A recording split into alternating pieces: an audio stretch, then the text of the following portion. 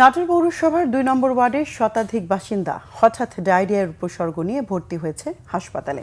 এদের মধ্যে শিশু, বয়স্ক ও নারী রোগী বেশি। ডায়রিয়া ওয়ার্ডে রোগীর চাপ বাড়লেও ওষুধের মজুদ পর্যাপ্ত থাকায় সেবা দিতে সমস্যা হচ্ছে না বলছে কর্তৃপক্ষ।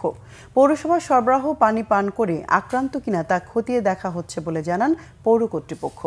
হাসপাতাল থেকে জানা যায়, মঙ্গলবার থেকে পৌরসভার কাঁঠালবাড়িয়া, চকিরপাড় ও ঝাউতলা মহল্লা থেকে ডায়রিয়া আক্রান্ত হয়ে ভর্তি হন।